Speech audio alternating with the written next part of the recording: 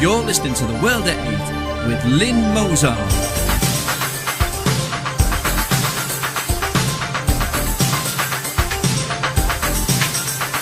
The World at 8, the number one in nationalist news. Highlights of the news today, Wednesday 29th of January 2014. 3 Muslim women tried to kidnap and rob sister's lesbian lover during row over arranged marriage. I go to Brussels to claim £200,000 a year in allowances, admits UKIP MEP who has done nothing in Parliament in the last year. Burqa escaped terror suspect begins appeal. German barn explosion caused by new secret weapon, flatulent cows.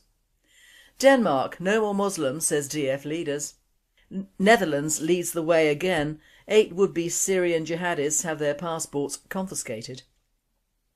Australia's Tony Abbott calls broadcaster ABC unpatriotic. New Zealand, Muslim refugee gropes women, blames cultural differences, avoids jail. From US helpers in Iraq to sex criminals in Colorado. Thought for the day, why are we Brits so anti-white? And finally, job interview for Guinness. UK news. 3 Muslim women tried to kidnap and rob their sister's lesbian lover during a row over an arranged marriage. Nazma Ditter, 27, entered into a secret relationship with Sarah Harrison, 35. The relationship went on for several months unknown to the family. Then Miss Ditter's family found out and attacked Miss Harrison as she left work in Blackburn, Lancashire. Her 3 sisters assaulted the woman, grabbing her hair and repeatedly kicking her. One said, "You've messed with the wrong Muslims, we're going to kill you." The women, along with 3 others, were jailed at Preston Crown Court today. Sarah Harrison, 35, was targeted as she left work. In CCTV video footage, Miss Harrison can be seen struggling with her attackers and attempting to run away. The woman's sister, Nazma Ditter, 27, one of the 6 sisters and 3 brothers, had been due to enter into an arranged marriage, but Nazma had begun a secret relationship with Miss Harrison when both women worked at a clothes shop in the town. Ghazala Ditter, Afla Ditter and Nighat Morris pleaded guilty at an earlier hearing to conspiracy to commit actual bodily harm, attempted kidnap and robbery. They were all jailed for 5 years and 4 months. Patmore Ditter pleaded guilty to the above charges and was also admitted assault and possession of an offensive weapon and was sentenced to 6 years. 2 other sisters, Tosif Ditter, 35 and Naya Mahmood, 37, had pleaded guilty to conspiracy to commit actual bodily harm and were imprisoned for 3.5 years. The children's mother, Rani Ditter, 55, had been charged with conspiracy to kidnap, but in November the prosecution offered no evidence against her. Patmore Ditter was jailed for 6 years and Tosif Ditter for 3.5 years at Preston Crown Court. Judge Graham Knowles QC said this is a case about power and control. It's about striking terror and attempting to control not just the body but the will. This was a group ambush and you struck with the terror that all of you intended. World at 8. What the judge missed was that is how they would act in Pakistan or Bangladesh, and this behaviour would be unreported. You can also see how these people breed when given the money to do so by European countries. We are sowing the seeds of our own destruction. Deport them all is my recommendation. I go to Brussels to claim £200,000 in allowances, admits UKIP MEP who has done nothing in Parliament in the last year. UKIP MEP Trevor Coleman has defended claiming tens of thousands of pounds in allowances while barely speaking in Brussels. A UKIP MEP has admitted one of the only reasons he turns up in Brussels is to claim £200,000 in allowances. Trevor Coleman has not done anything in the European Parliament in the last year and has only taken part in half the votes since 2009. The South West MEP insisted he could not see the point in making speeches in the Parliament and instead claimed the taxpayers' money to fund an anti-EU website. All MEPs receive a salary of £78,000 a year but must clock in to the Parliament building in order to receive various allowances.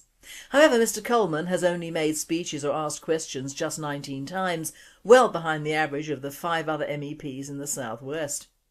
Asked whether allowances were a factor influencing his decision, Mr Coleman said, "I wouldn't say getting the allowances is one of the main motivations. I'm trying to be fair about it. It is a factor, of course it is."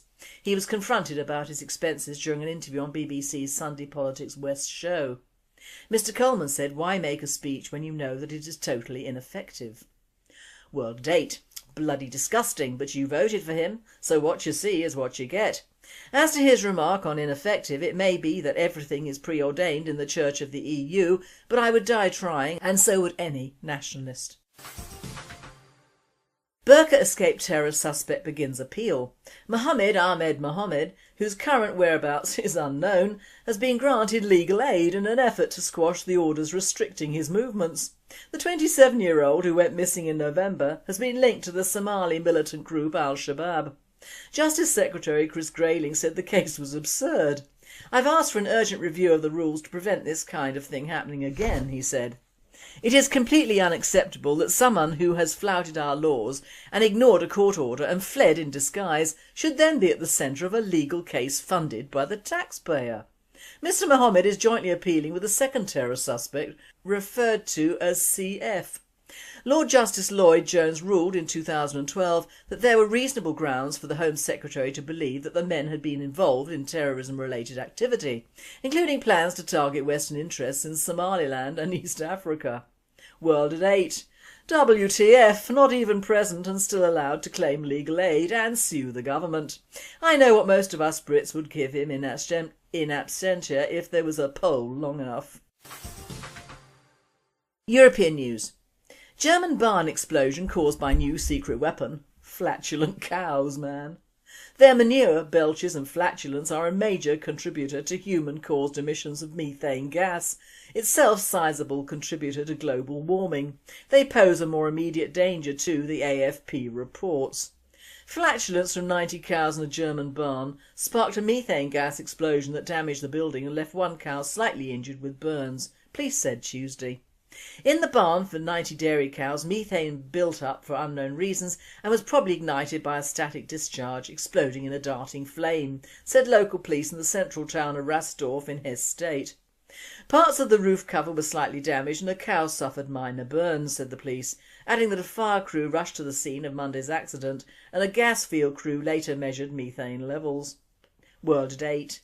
Cows are best outside in fields and have always been so. They should only come in for milking and at night to avoid predators. Bless them, love cows. Cows rule. Denmark. No more Muslims, say DF leaders. Calls to stop Muslims at the border lead rivals to compare DF members to Nazis. Senior members of Dansk Folkeparti espouse the opinion that there are enough Muslims in Denmark and border controls should be established to stop more from entering the country. DF's defence spokesperson Marie Krapp said that the time has come to completely halt Muslim immigration. "We should limit the size of the Muslim minority in Denmark," Krapp wrote in a blog for the Berlingske newspaper. Karina Lorentzen, who's the integration spokesperson for government coalition party Socialistic Folkeparti, showed no such restraint and compared the opinions expressed by the DF members to Nazism. Netherlands leads the way again. 8 would-be Syria jihadists have their passports confiscated. The passports of 8 people planning to travel to Syria to fight against President Assad have been confiscated, counter-terrorism chief Dick Schoof told Radio 1 on Tuesday. It is the first time passport confiscation has been used to prevent Dutch nationals travelling to fight in the war-torn country. The information that the 8 were planning to join the fighting came from a public prosecutor, the police or security service, Schoof told Radio 1. The counter-terrorism chief said that the 8 can take their case to the appeal court. He also said the move is effective, but said he must now wait to hear the judgment of a court on whether it is legally possible. MPs asked Justice Minister Ivo Opstelten on March 2013 to investigate whether the passports of young Dutch nationals who plan to fight with rebel forces in Syria can be confiscated. Over 100 Dutch nationals have travelled to Syria to join the fighting since the war broke out nearly 3 years ago. Several have been killed. World at 8. Good. As Europe is being forced to have the sodding Syrian refugees instead of another Muslim country, then we have no use for the rebels either. Send their families back and send them back. No money, no nothing, and they can forfeit this stupid Dutch or British nationality. It only enables them to get more money or rights. Scrap it now. World news. Australia's Tony Abbott calls broadcaster ABC unpatriotic. Australian Prime Minister Tony Abbott has criticised national broadcaster ABC for taking everyone's side but Australia's. Mr Abbott said the publicly funded broadcasters should show some basic affection for the home team. The ABC has been at the forefront of reports on abuse claims from asylum seekers and reports that Australia has spied on Indonesia. The ABC had no immediate comment on Mr Abbott's statements. However, the opposition said that the government should welcome media scrutiny. The ABC Charter describes the corporation as the provider of an independent national broadcasting service. In December, ABC Managing Director Mark Scott defended the ABC's coverage of the spying allegations. "We are an independent media organisation and of course sometimes we will publish stories that politicians won't be happy about," he said. "That's the role we have to play." World at 8. Wouldn't it be lovely if a senior politician said the same thing about the biased British communists? New Zealand Muslim refugee gropes women, blames cultural differences and avoids jail. Women in Port Hill, New Zealand can feel confident because their legal system values the Port Hill groper's standing in the Muslim community more than their safety. The family of the man accused of being the Port Hill's groper fears he'll be ostracised by their Muslim community if his identity is revealed, a court was told today. Name suppression was continued for the 63-year-old after a judge decided he may have psychological issues if he was found guilty of grabbing, groping and licking 15 women on the running trails. He blamed his offending on a misunderstanding of cultural differences. World at 8. I thought the Kiwis had more common sense. I was always taught ignorance of the law was no excuse in all English common law countries. Now it seems we've turned that on its head for the Muslims. Baby and dishwater, isn't it? Still, cultural differences could encompass him having his feet cut off, chemical castration and his tongue, having offended, being taken out. That's my version of cultural differences, matey. From US helpers in Iraq to sex criminals in Colorado. 2 Iraqi men in their 20s have been convicted of a bloody sex crime in Colorado that left the victim, a woman in her 50s, in need of immediate surgery and a colostomy bag. 3 other Iraqi men, also in their 20s, were convicted on lesser charges as accessories. 4 points set this case apart. First, there is its brutality. Law enforcement officers described the July 2012 assault as rare and horrific and one of the worst in Colorado history. Second, all of these men once assisted US military forces in Iraq as informants and interpreters. Third, every one of them received permanent residency status in the US, due in part to efforts made by the US military members on their behalf. Fourth, this extraordinary case and the ties that bind it to the US military and the war in Iraq have received little coverage. The same visionaries who allowed these Iraqis into the USA now want the US to admit 20,000 or 30,000 Syrian Muslim refugees. Why not? No one will ever notice the cultural differences. World at 8. And we're getting ready to let thousands in here as well. We don't have to worry about our homegrowns coming back. We will be taking anybody. When this happens to someone's mother or grandmother, then heads surely must roll. I can only guess what happened, but to be left with such terrible injuries, normal rape is counted out. Bugger cultural differences, send them all back with their families and they can practice their cultural differences on their own middle-aged women. I'm frankly appalled at this, and this should be run by a civil court if the military aren't up to it. Or, of course, gun and wall. Thought for the day: why are we Brits so anti-white? You only have to read the papers, see various emails and listen to TV news, and only then will you realise it is us, the Brits, who are racist. Yes indeed, every single one of us is a racist bastard, and do you know why? The reason is simple. We do not like our own colour or our own tribes. This must be the reason for all the reverse politically correct thinking on the part of the people who we vote into power or onto our local councils. It's us who give them the power to denigrate and submerge any references to white power, white achievements, white culture and white history. You cannot see a play, read a book, watch TV or in fact go anywhere without seeing face to face the result of the self-hating genocide in action. Now, I've never subscribed to the white power thing because I know that everyone has a strong point, whether they be black or white, but it has been forced on me now to take sides in an argument that I never thought would see the light of day in this country, my country. Comparisons are odious, I know, but on watching a Chinese film the other day, I noticed that all the children in this large inner city preschool were Chinese. Their mothers were Chinese and also were there with their children. The language spoken was Cantonese, the food they ate was Chinese, and their teachers were Chinese. Now, I don't have a lot of time for the Chinese as per their truly awful animal rights, but as far as I can see, they have the business of promoting their own race and tribes down to a fine art, as indeed have the Japanese.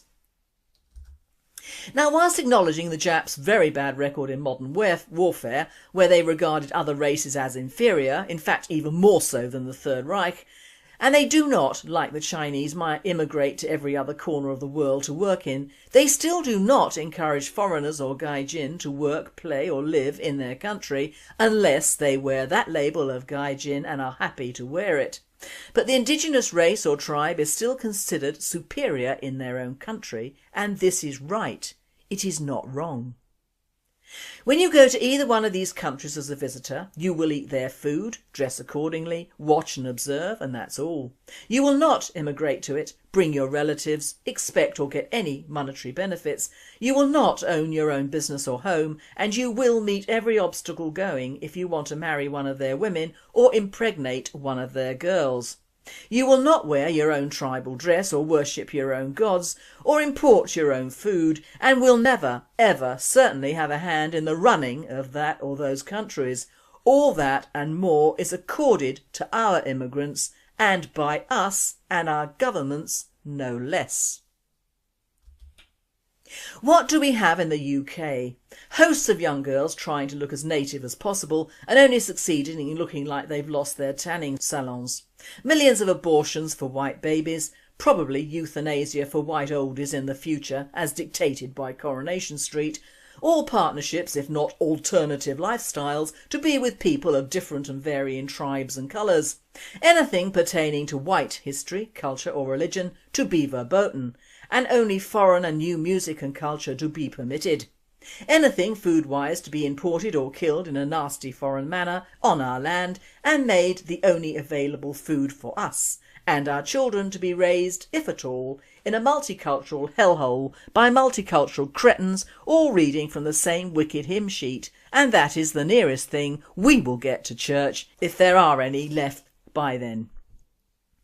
And meanwhile, in the past, present and future, all the money which should have been going to promote our own people and culture and public services has been going out of the country with monotonous regularity under various guises of Help for Foreign Idiots Brigade, the HFIB. There has been, since the end of the last war, a systematic theft of our gold and money by various governments and the EU. But most of all it is the pension thefts and the UK government handouts lists that appall. Someone please tell me what the hell is wrong with all of the people that are running this country. But we all know in reality, don't we? If any politician doesn't read from the same diversity, multicultural or human rights page, they will never make it to the Houses of Parliament. Labour, Conservatives, Liberals all say we're broke and can't help our own seniors, veterans, orphans, homeless. However, in the past few years we have provided direct cash aid to Haiti, £1.4 billion, Hamas, £351 million, Pakistan, £2 billion, Libya, £1.45 billion, Egypt, £397 million, Mexico, £622 million, Russia, £380 million, Jordan, £463 million, Kenya, £816 million, Sudan, £870 million, Nigeria, £456 million, Uganda, £451 million, Congo, £359 million, Ethiopia, £981 million, South Africa £566 million, Senegal £698 million, Mozambique £404 million, Zambia £331 million, Kazakhstan £304 million, Iraq £1.8 billion, Tanzania £554 million.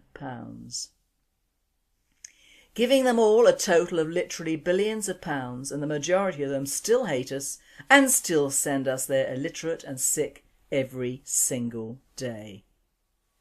Whilst our retired seniors are still living on a fixed income, do they get any breaks? No.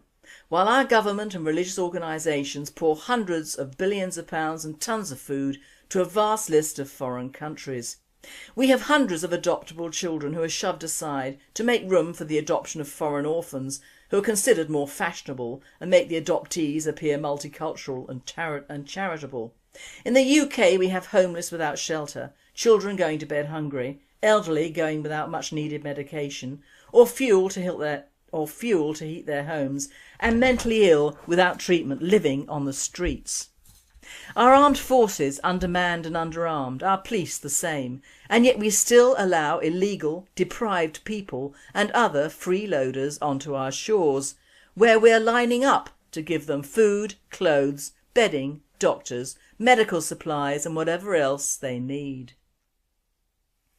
My message is charity starts and ends at home. Can you imagine what it would be like if our governments gave us the same support they give to other countries? There would be no national debt, no cutbacks in our education and healthcare facilities. Our councils would be able to provide more care for our own sick and disabled, and more of our small cottage hospitals would remain open and staffed for our people, by our people. Our schools would be full of our tribes, our social housing would be for our tribes, our culture, history and religion would be of our tribes, and there would still be the great in Great Britain, not just retitled the UK, short for yuck. I would not be so angry if we had allowed a very few immigrants in for the last 40 years and laid down rules for which they had had to adhere, like other countries do, but not the Western ones, I fear. But I'm angry when I see and hear that most, if not all these people, do not appreciate the fact that in short, we Brits do go short in the long term to provide for many, if not most of these people and their extended tribes. Add to that the premise that we must love them and put them above our own tribes, and the whole debacle of immigration, benefits and housing becomes a laughing stock to the rest of the world. No one likes a loser, and due to the people we voted in and the cultures, or rather non-cultures, that we now seem to have adopted, this is UK 21st century, and I don't like it. I don't like it one bit. When you realise that we encourage white soldiers with white Canadian wives to go back to Canada and yet keep black rapists, murderers and worse here due to the ethos of a sodding country in Europe that we should have left to the Germans in the First World War, and yes, I mean Belgium, it makes one angry. It makes one angry when black murderers and Muslim terrorists still stay here and we pay for them and their various and extended families to do so as well. It makes one angry when old white men are found guilty of pouring or groping teenagers who visited them on set about 50 years ago when they should have known better, and are placed in a higher category of abuse and publicity than the Muslim abusers who have been systematically raping, selling off and making money from our underage children in our country for the last 40 odd years as a family concern, and yet are barely touched by these self-same laws. But then they're white oldies, aren't they? And we Brits don't like anyone we perceive above the masses of multicultural hordes that we seem to find attractive and want to be like in it. Frankly, I am surprised at the Brits. They have a long history of being on top, but since the last war they've been in decline and slid down the slippery slope to mud-doom, and I mean mud-doom. That is what makes me angry. The fact that we pay vast amounts of money to other countries, look after their people over here, take money from our own and give it away, and also make sure our children have no knowledge of their own history or culture, and in fact are steered educationally well away from anything white and English. This shows we have no pride and no sense of who we are, or rather were, and I find this sad in the extreme. We must remedy this, or else in London especially, where almost a tenth of under fives are Muslim, as claimed in the Times. So immigrants don't go or stay where they're not encouraged to do so, as in China, Japan, India, Africa or Arabia. In short, all of the countries who expect England and the Brits to pay for their own in and out of their country. Cut immigration and cut benefits for immigrants, and then we might have some money for our own tribes in the future. Put our white civilization first and discount all the anti-white crap that's in the media, because it's there for a purpose, to indoctrinate you to be anti-white and anti-yourself and anti-your ancestors. The British National Party would see this reversed, immigration stopped or capped, and all benefits to all immigrants investigated thoroughly. My message to the average Brit is see what you've done to us, or allowed to be done to your tribes, and does this please you or not? Is the result what you wanted or expected? Does your country count or not? These are questions only you can answer. I can't. And finally, a job interview. Murphy applied for a fermentation operator post at the famous Irish firm based in Dublin of Guinness. A Pole applied for the same job, and since both applicants had similar qualifications, they were asked to take a test by the manager. When the results were in, both men had scored 19 out of 20. The manager went to Murphy and said, "Thank you for coming to the interview, but we've decided to give the Pole the job." Murphy: "And why would you be doing that? We both got 19 questions correct. This being Ireland and me being Irish, surely I should get the job." Manager: "We've made our decision not on the correct answers, but on the question you got wrong."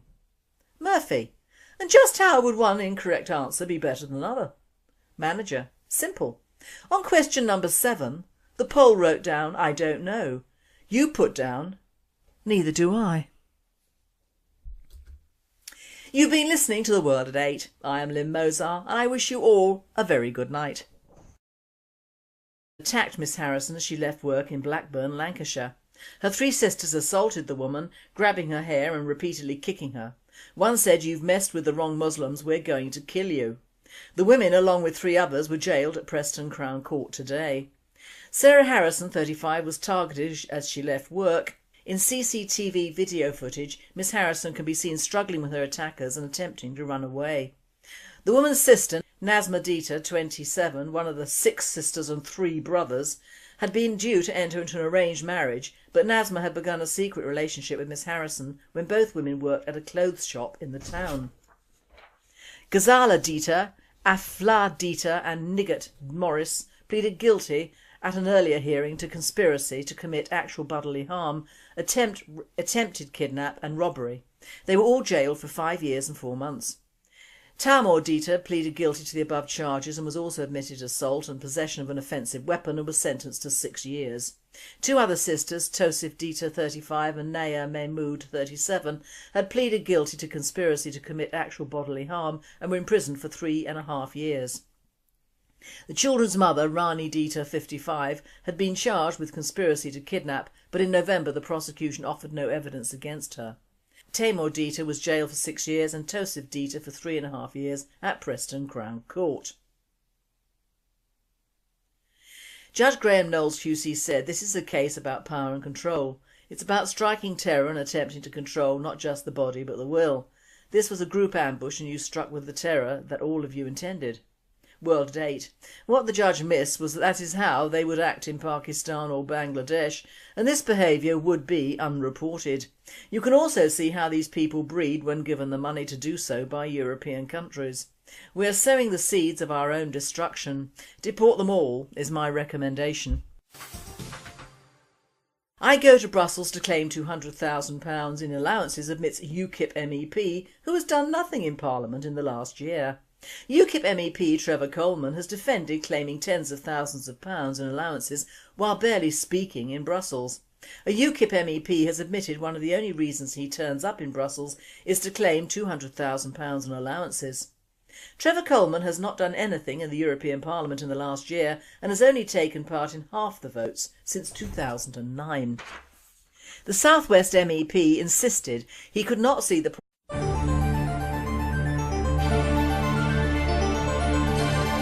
You're listening to The World at 8 with Lynn Mozart.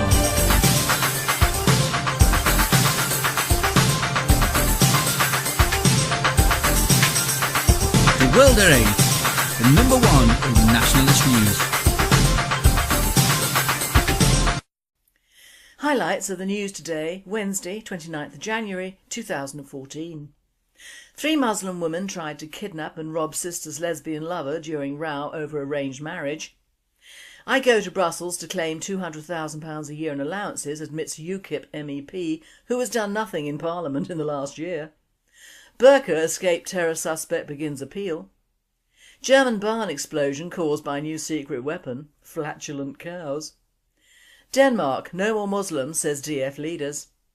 Netherlands leads the way again. 8 would-be Syrian jihadists have their passports confiscated. Australia's Tony Abbott calls broadcaster ABC unpatriotic. New Zealand, Muslim refugee gropes women, blames cultural differences, avoids jail. From US helpers in Iraq to sex criminals in Colorado. Thought for the day, why are we Brits so anti-white? And finally, job interview for Guinness. UK News. 3 Muslim women tried to kidnap and rob their sister's lesbian lover during a row over an arranged marriage. Nazma Ditter, 27, entered into a secret relationship with Sarah Harrison, 35. The relationship went on for several months unknown to the family. Then Miss Ditter's family found out and